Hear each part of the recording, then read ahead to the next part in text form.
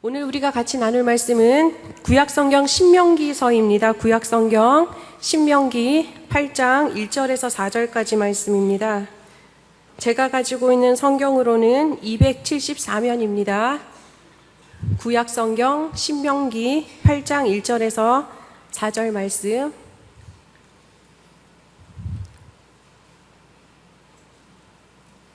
다 찾으셨나요? 네, 우리 같이 한 목소리로 봉독하겠습니다. 시작.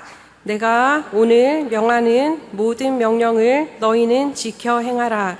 그리하면 너희가 살고 번성하고 여호와께서 너희의 조상들에게 맹세하신 땅에 들어가서 그것을 차지하리라. 내 하나님 여호와께서 이 40년 동안에 내게 광야길을 걷게 하신 것을 기억하라. 이는 너를 낮추시며 너를 시험하사 내 마음이 어떠한지 그 명령을 지키지 않는지 알려 하심이라. 너를 낮추시며 너를 줄이게 하시며 또 너도 알지 못하며 내 조상들도 알지 못하던 만나를 내게 먹이신 것은 사람이 떡으로만 사는 것이 아니요 여호와의 입에서 나오는 모든 말씀으로 사는 줄을 내가 알게 하려 하심이니라. 이 40년 동안에 내 의복이 헤어지지 아니하였고 내 발이 부르트지 아니하였느니라. 아멘. 우리 옆 사람하고 인사하겠습니다. 사랑합니다. 네, 축복합니다. 네. 오늘이 무슨 날이죠? 현충일이죠. 빨간 날이잖아요. 빨간 날인데도 이렇게 하나님 앞에 나오신 여러분들에게 하나님의 은총을 빕니다. 생각보다 많이 나오셔서 제가 뒤에 앉아 있다가 깜짝 놀랐어요. 왜 놀러 안 가시고 오셨지? 라는 생각이 목사로서 할 생각은 아닌가요? 급당황하긴 했습니다. 어쨌든 이 시간이 사랑하는 우리 교우들에게 하나님의 은혜와 하나님의 사랑을 체험하는 시간 되기를 축복합니다. 혹시 좋아하는 가수 있으세요? 제가 자꾸 툭툭 소리가 나죠? 좋아하는 가수 있으신가요? 가수. 운도 아저씨 좋아하시나요? 현철이 오빠 좋아하시고 그러시나요? 목사가 웬 가수를 묻나 싶으시겠지만 저는 개인적으로 되게 좋아하는 가수가 있어요. 참 놀라운 하나님의 은혜를 바라보는데 그러니까 일반 가요 속에서도 저는 하나님의 임재가 때때로 느껴지고 위로하심, 회복하심을 경험하게 되거든요. 음색을 좋아하는 사람이 있어요. 제가 좋아하는 사람이 있는데 몇 년 전인지 10년 전인지 20년 전인지 잘 모르겠지만 나는 가수다라는 프로그램 혹시 보신 적 있으세요? 오래됐죠. 네, 거기에 사실 조율이라는 노래가 있었어요. 조율이라는 노래를 JK 김동욱이라는 이제 가수가 부르는 거를 제가 들었는데요. 물론 제가 직접 저 TV를 잘 보지 않아서 직접 본 건 아니고 운전하고 가는데 조율이라는 노래를 부르는 사람의 음색을 듣고 깜짝 놀란 거예요. 이렇게 경이로운 음색을 내는 사람이 있나? 완전 홀딱 반해버린 거죠. 그래서 그때부터 제가 유튜브에서 JK 김동욱을 찾아서 정말 조율을 계속 들었었거든요. 그 중후한 목소리의 음색이 제 마음을 설레게 하는 거예요. 저는 사실 눈이 움직이는 사람이 아니라 청각이 움직이는 사람이라서 사람의 목소리에 되게 빨리 반응하는 편이거든요. 너무 좋은 거예요. 그런데 작년에 이제 상담실에서 내담자를 기다리면서 찬양을 틀어놓을 거 아니에요. 찬양을 쭉 틀어놓는데 의식하지 않고 그냥 들어요. 듣는데 갑자기 광야라는 찬양이 나오는데요. 음색이 약간 또 제 마음을 건드리는 거예요. 웬일이지? 이런 느낌이 들어서 누가 불렀나 봤더니 김동욱이래요. 깜짝 놀라서 어쩐지 JK 김동욱이 노래 부를 때 소울이 느껴지더니 예수 믿는 사람이었구나.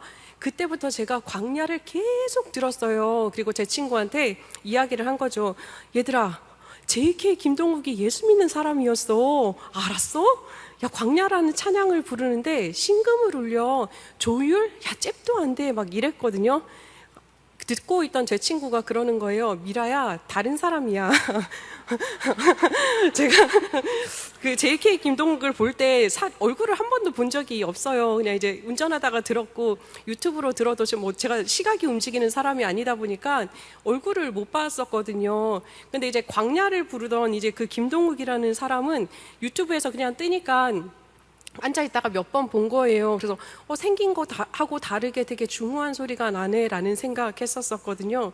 그런데 제가 바라던 그 JK 김동욱이 아니었음에도 불구하고 광야라는 찬양이 너무 좋은 거예요. 근데 그 좋음이 행복하다, 와 기쁘다 이런 기분의 좋음이 아니라 정말 절망적이다, 광야는 살 수 없구나, 그래 내 인생은 광야지, 처절하게 난 낮아짐을 살고 있어, 막 이런 느낌의 광야였었어요. 그래도 좋았거든요. 근데 최근에 제 친구랑 한번 멀리 다녀올 기회가 있었어요. 그래서 운전을 하고 가는데 친구가 이제 USB에 찬양을 또 가득 담아 온 거예요. 가득 담아 왔는데 또 한 사람의 목소리가 또 제 가슴을 설레기 시작하는 거예요. 그래서 뭐지?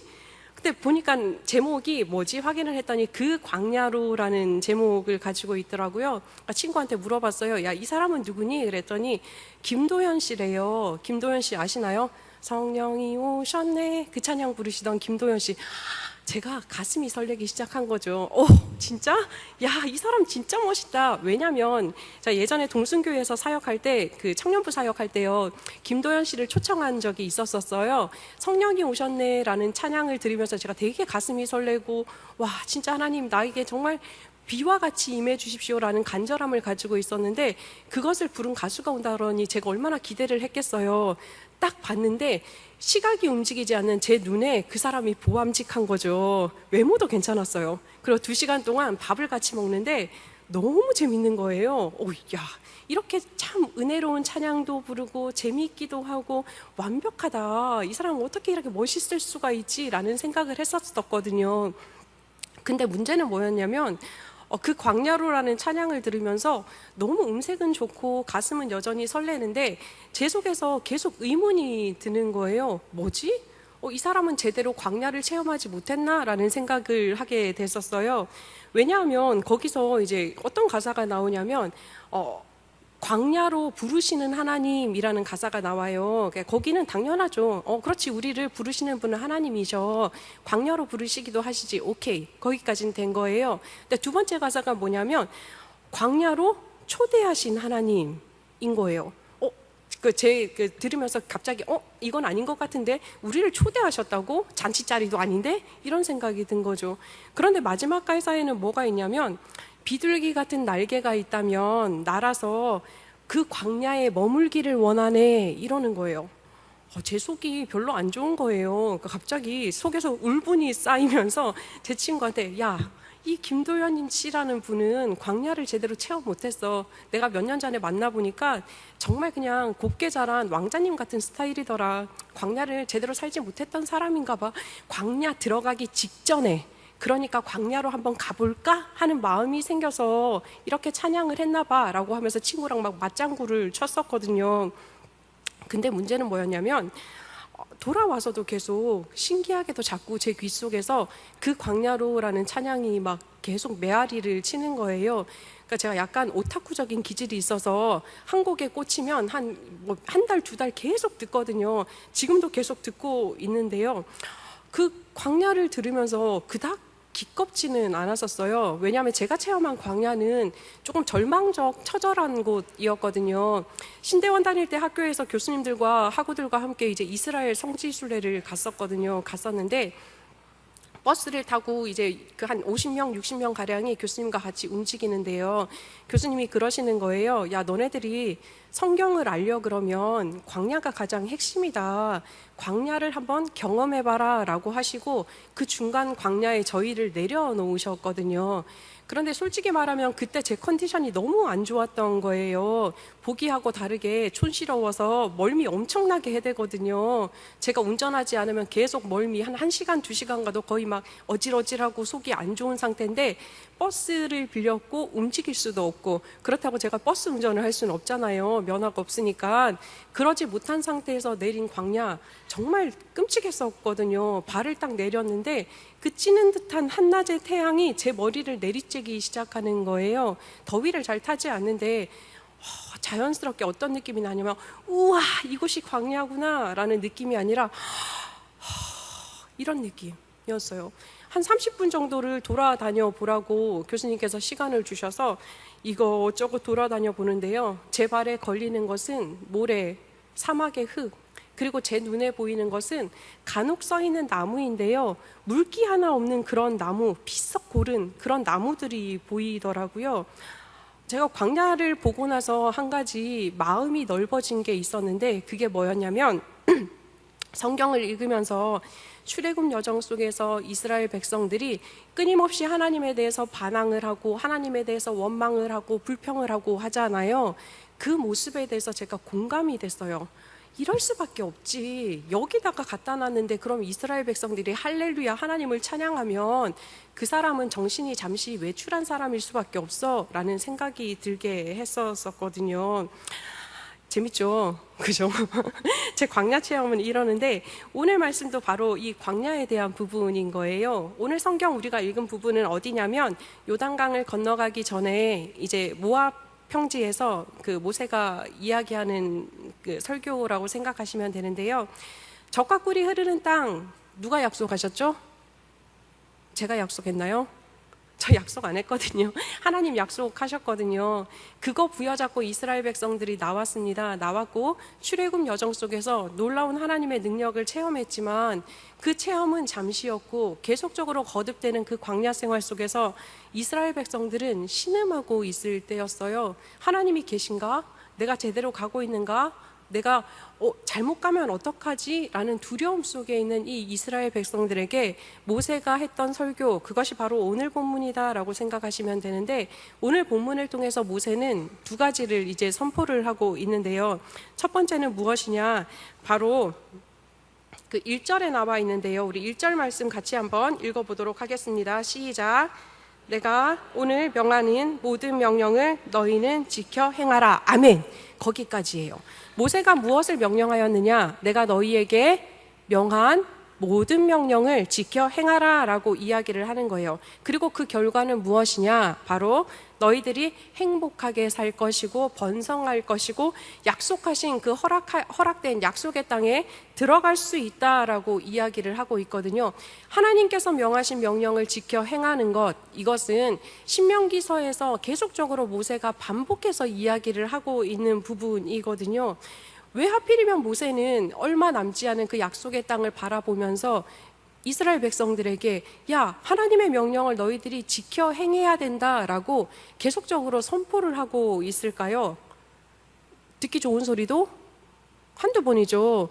근데 모세가 끊임없이 계속 얘기를 했거든요. 그 이유는 한 가지였어요. 모세는 이스라엘 백성들, 아니 어쩌면 사람들의 속성을 잘 알고 있었다라는 것입니다. 출애굽 여정 동안 이스라엘 백성들이 행했던 모습들이 있잖아요. 사실 출애굽을 하면서 엄청나게 놀라운 하나님의 권능을 맛봤죠. 홍해가 갈라졌고요. 자기를 따라오는 최강의 애국 군대가 물에 잠겼고요. 자기들이 줄여서 배가 고플 때는 만나와 메추라기도 주셨죠. 물이 없어서 목이 말라서 가랄 때는 물도 나오게 해주신 분이었거든요. 그럼에도 불구하고 애굽 사람들이 찾았던 건 누구였죠? 기억하시나요? 그러니까 이스라엘 백성들이 찾았던 거, 애굽 사람이 찾은 거 아니죠. 애굽을 계속적으로 찾았었거든요. 야, 내가 애굽에서 종살이 할 때는 고기도 먹었어, 마늘도 먹었어, 거기 때는 편안했어 라고 이야기를 하고 있는 거죠. 그들이 왜 그렇게 애굽에 대해서 목을 메고 있었을까요? 종살이 하는 게 좋아서? 아니었어요. 그들이 바랬던 거는 딴 것이 아니라 애굽에서의 안정된 생활, 애굽에서의 평안함, 그리고 애굽에서의 안락함에 대한 욕구였던 것이었거든요.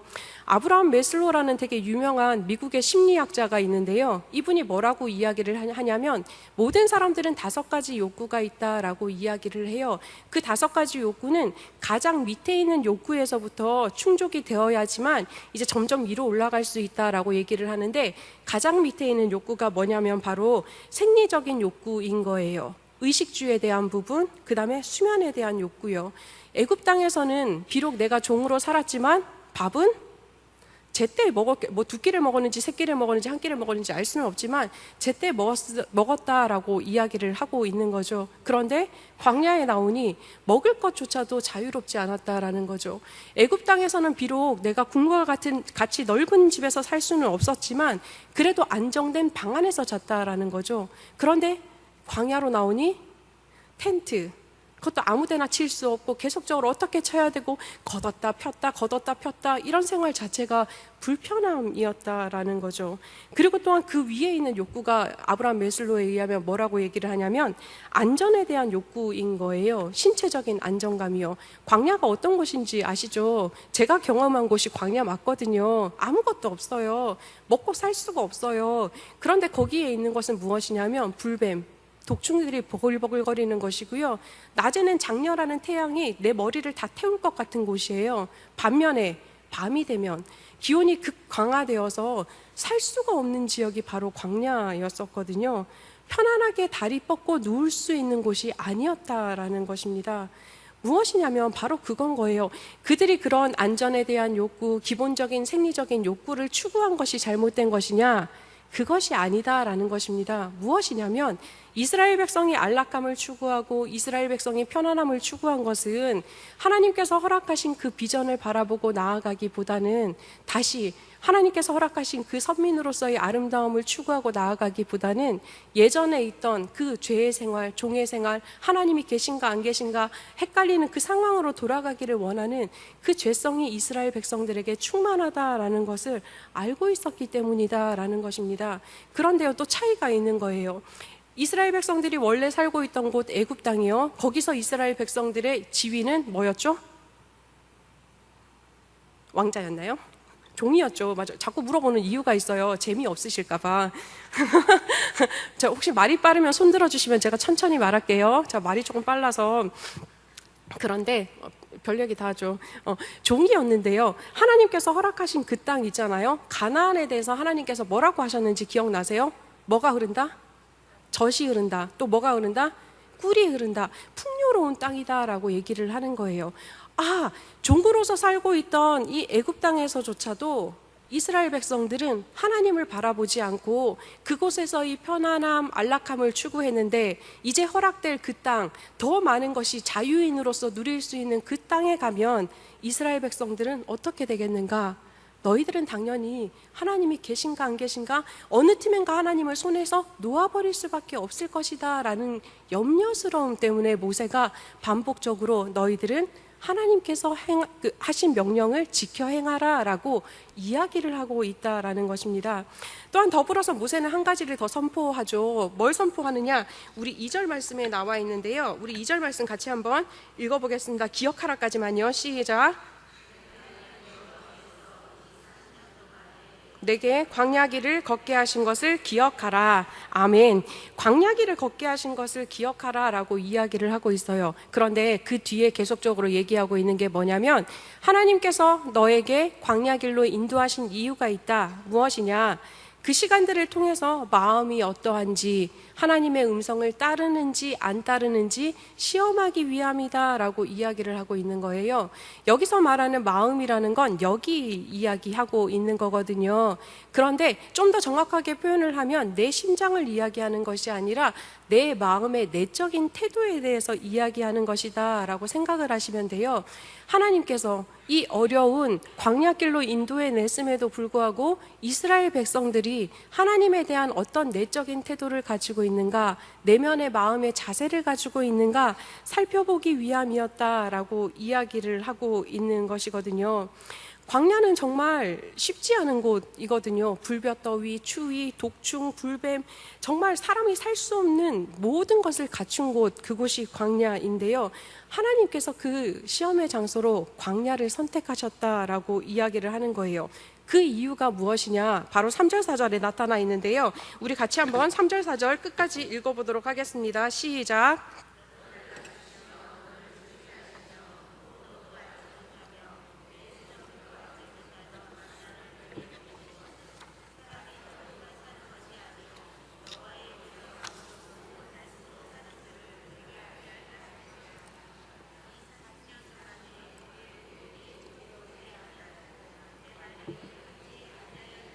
아멘.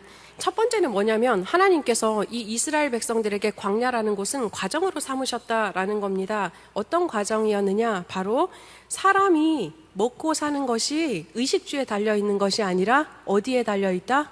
바로 하나님의 말씀에 달려있다라는 것을 인지시키기 위한 과정이다라는 것입니다. 좀 더 쉽게 표현을 하자면 하나님께서 이스라엘 백성들을 선택하여 부르셨잖아요. 그 부르심에 합당한 민족으로 살아가기 위해서 변화되는 과정, 그것이 바로 광야다라고 이야기를 하고 있는데요. 이것은 그냥 공간적, 시간적 차원의 이제 변화를 이야기하는 것은 아니에요. 존재 자체의 변화를 꿈꾸는 것을 이제 존재 자체의 변화를 이제 겪는 거듭남의 과정이라고 생각을 하시면 되는데요. 혹시 비전 퀘스트라는 이야기 들어보신 적 있으신가요? 없으실 거예요. 왜냐하면 제가 열심히 찾았거든요. 책에서 비전 퀘스트가 뭐냐면 북아메리카 이제 원주민들이 성인이 되기 위해서 통과하는 성인식이라고 생각을 하시면 돼요. 이 말은 뭐냐면 그러니까 한국말로 표현을 굳이 하자면 꿈을 요청하는 외침이다라고 표현이 되기도 한다고 해요.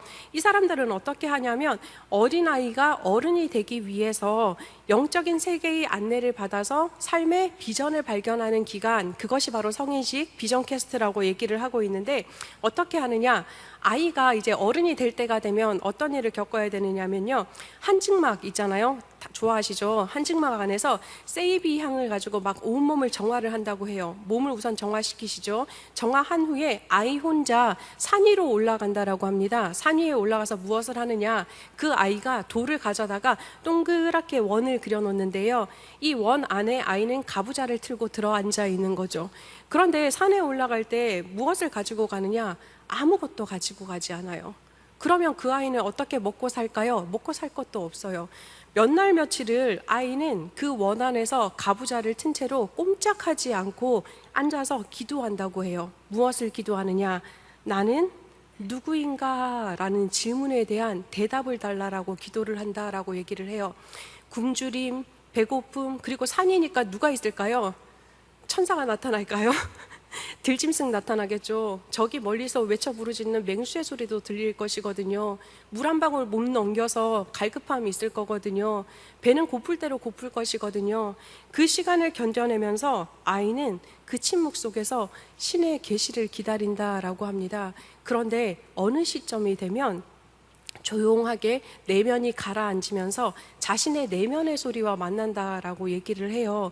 그 내면의 소리와 만남을 통해서 이 아이는 자신이 누구인지, 내가 북아메리카의 원주민이구나 라는 정체성을 발견한다라고 얘기를 해요.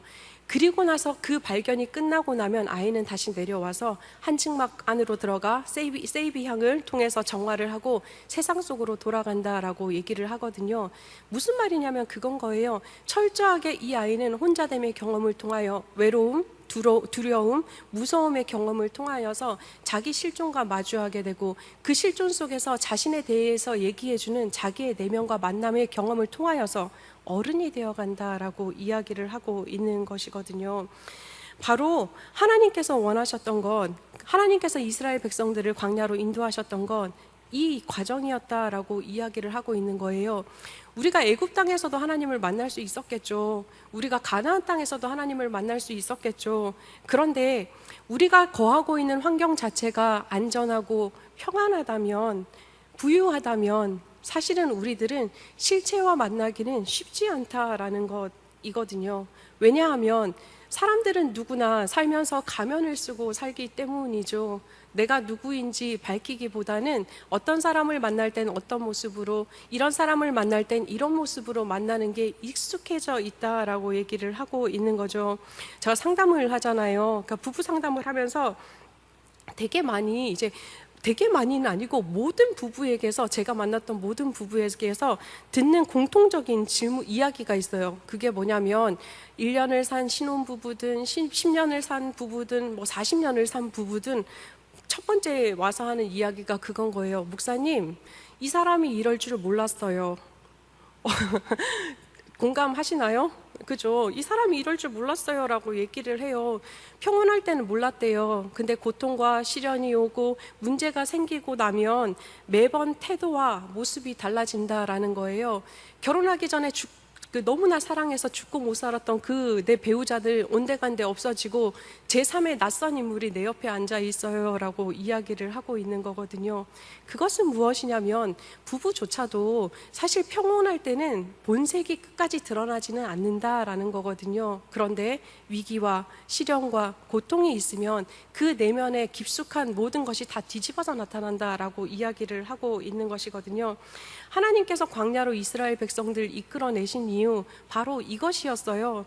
애굽에서 어떤 모습을 살고 있든지 어떤 그 생각을 가지고 살고 있든지가 중요한 것이 아니라 정말 힘든 상황 속에서 최악의 극악의 조건의 삶의 자리 속에서 그들이 나타내야 될 수 있는 건 민낯임을 알고 계셨기 때문에 처절하게 생존이 불가능한 광야로 이스라엘 백성들을 이끌어내셨고, 또한 그 이끌어내심을 통하여서 하나님에 대해서 이스라엘 백성들이 어떤 마음의 태도를 가지고 있나, 어떻게 반응하는가 살펴보셨다라고 하는 것이죠. 그리스도교 신비가인 에카르트는 그런 이야기를 했습니다. 하나님께 도달하는 과정은 영혼에 무엇을 덧붙이는 것이 아니라 영혼에 묻은 그 무엇을 털어내는 것이다 라고 이야기를 하거든요. 영혼에 묻은 그 무엇인가 털어내는 작업은 무엇이냐? 여태껏 나를 덮고 있던 안락함, 세속적인 것들, 세속적인 삶들을 다 내려놓는 작업이다라고 이야기를 하는 것입니다. 쉽게 표현하면 그것입니다. 이스라엘 백성들도 종으로서 살면서도 나름대로 자신을 치장했을 거거든요. 야, 나는 임금님 집에서 하인이야. 야, 나는 별 하나짜리 집에서 하인이야. 그런 생각도 했었을 것이고요. 야, 그래도 적어도 나는 몇 개 국어 해. 그래도 난 적어도 보수가 좀 더 좋아. 이런 생각 했었을 것이거든요. 여태껏 이스라엘 백성들이 애굽 땅에서 살면서, 그리고 광야의 여정을 시작하면서 살면서 자신을 자랑하고 자신을 덮고 있던 이 치장물들을 내려놓는 작업, 그것이 바로 광야의 시간이었고 광야의 작업이었다라는 것입니다. 동일하게 그런 모든 일들이 일어날 수 있게 해주신 분, 그것이 누구냐? 바로 하나님이심을 깨달아 알기 위함이었다라는 겁니다. 네가 많이 배웠든 못 배웠든, 네가 많은 보스를 받았든 못 받았든, 네가 성품이 좋든 안 좋든, 어디에 가든 무엇을 하든 상관없이 그것을 할 수 있게 해주신 분, 그분이 바로 하나님이시다라는 것, 하나님께서 허락하셨기 때문에 가능하다라는 것을 보여주기 위함이었다라는 것입니다. 하나님 없으면 살아갈 수 없는 존재이고, 하나님께서 허락하시지 않으면 하나라도 얻을 수 없는 존재가 바로 우리다라는 것을 가르쳐주기 위함이 광야의 과정이라 여겨집니다. 그러하였기에 보면 성경의 많은 위인들은 광야로 찾아 들어갔죠. 대표적인 사람들이 세례요한, 예수님도 그랬고요. 모세도 그랬고요. 야곱도 그랬죠. 후기의 수도사들조차도 그랬습니다. 광야로 들어갔습니다. 왜? 하나님을 좀 더 정확하게 만나기 위해서, 좀 더 실질적으로 실존적으로 하나님을 만나기 위해서 광야로 들어갔다라는 것입니다. 또한 이 광야의 여정 속에서 하나님께서 이스라엘 백성에게 가르쳐주고 싶으셨던 것 한 가지입니다. 네가 어디를 가든 무엇을 하든 나는 늘 함께 동행한다라는 것, 끊임없이 옆에서 살펴주고 인도해준다라는 것을 경험케 하기 위함이었다라는 것입니다. 또 한 가지, 하나님께서 광야의 여정을 통해서는 한 가지를 더 배우기를 원하셨습니다. 그것은 무엇이냐면 우선순위에 대한 부분인 것입니다. 광야의 광수량이 어느 정도 되는지 아세요? 저도 설교 준비하면서 처음 알았는데 1년 동안 10에서 30ml밖에 안 된대요. 정말 비가 안 오죠. 우리나라에선 상상이 안 되는 수량이잖아요. 낮과 밤 기온차 크죠. 맹수 독충 많죠. 그래서 신명기 1장에서 보면 광야를 어떻게 표현하고 있냐면 크고 두려운 곳이다라고 했어요. 그 이유가 뭔지 아세요?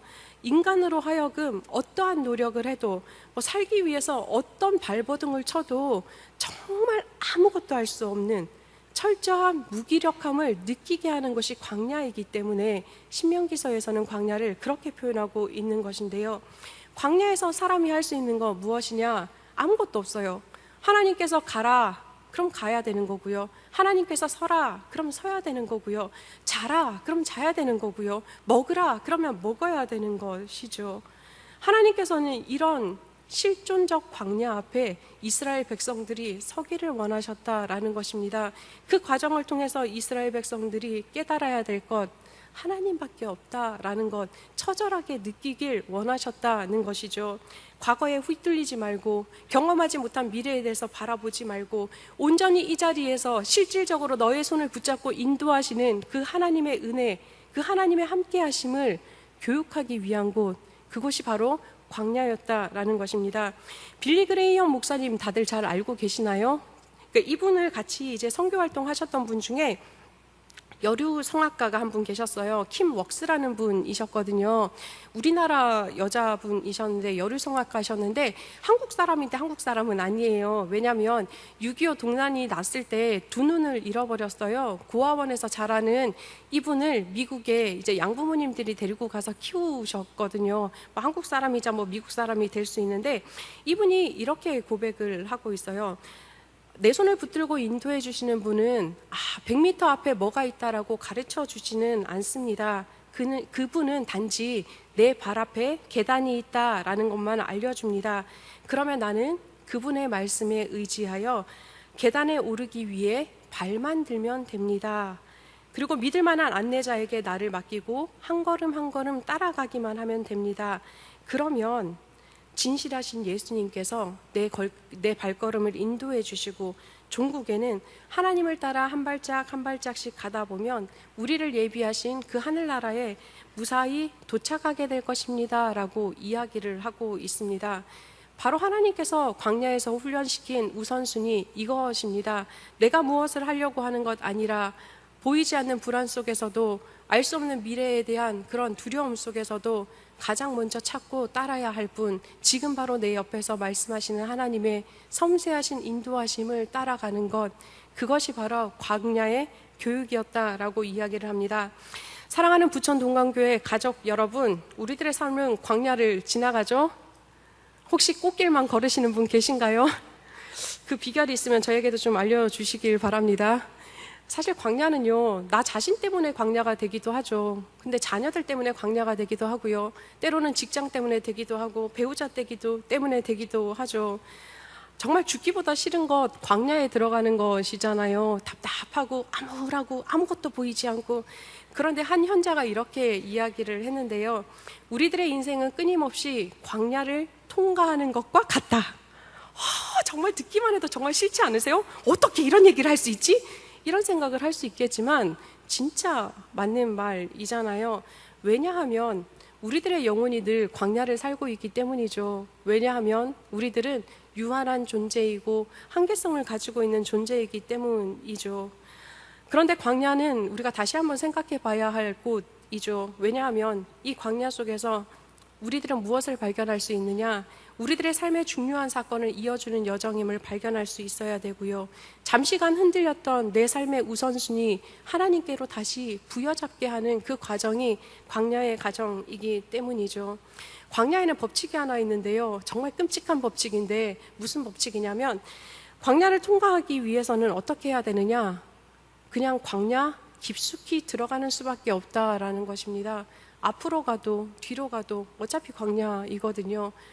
뒤로 간다 한들 또 겪어내야 되는 것은 광야이고 앞으로 가면 또 다른 광야가 나타나겠지만 그래도 그 광야는 통과할 수 있다라는 것, 그게 바로 광야의 법칙인데요.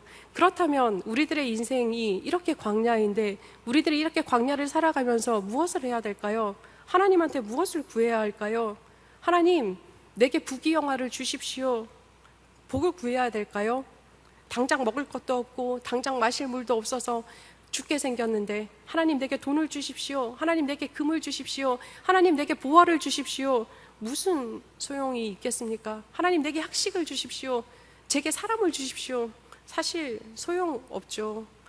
왜냐하면 광야는 우리들의 생명을 위해서, 생명을 유지하기 위해서 다른 어떤 것들보다 하나님의 은혜를 구해야 하는 장소이기 때문입니다. 이스라엘 백성들이 40년 광야 생활 동안 경험한 건 무엇이었냐? 바로 세밀하게 함께 하시는 하나님의 은혜를 경험하였고 또한 그것이 바로 그들에게 임했던 광야의 은혜였습니다. 우리들이 이 광야 같은 삶을 살아가면서, 광야 같은 세상을 살아가면서 구해야 할 것 또한 이런 은혜다라고 합니다. 유명한 철학자 임마누엘 칸트가 정말 똑똑한 사람이었는데 이 사람이 자신의 평생에 정말 많은 책을 읽었지만 자신의 삶을 지탱해 준 것 딱 이 네 마디입니다라고 고백한 것이 있는데 그것이 무엇이었냐? 독일어를 잘하면 제가 읽어드리겠는데 독일어로 써있지만 한글로 번역하자면 주께서 나와 함께 하심이라. 이 네 마디가 자신의 삶을 지탱하고 유지시켜줬다라고 얘기합니다. 우리들이 영혼의 광야 삶 속에서 구해야 하는 은혜 바로 이것입니다. 바쁜 일상의 삶 속에서도 함께 하시는 하나님 인지하게 해주시고 또한 일상의 삶 속에서도 값없이 주어지는 그 놀라우신 하나님의 은혜를 자각하게 해주십시오. 그리고 그것을 통해서 평생 광야 같은 나의 인생을 붙잡고 계신 그 하나님의 손길을 믿음의 눈으로 볼 수 있게 해주십시오. 이런 은혜를 구하는 기도가 있을 때 우리들은 앞에서 제가 고백한, 제가 경험한 그런 처절한 아무것도 없는 광야가 아니라 김도연 씨가 찬양했던 그 가사처럼 초대하시는, 광야로 초대하시는 하나님께 날아가고 싶습니다. 놀라우신 하나님의 임재 안에 거하는 은혜를 체험하고 싶습니다. 라는 고백이 나올 것입니다. 사랑하는 부천동광교회 가족 여러분, 광야로 부르시는 하나님의 초대장 기꺼이 받아들고 하나님의 은혜를 구하며 하나님의 임재만이 그득한 광야로 나아가시길 축복합니다. 그리하여 절망이 아닌 하나님의 임재가 충만한 광야 경험하시는 놀라우신 우리 주님의 은총이 충만한 한 주 되시길 예수님의 이름으로 축복합니다. 우리 같이 오직 예수뿐이네 찬양하시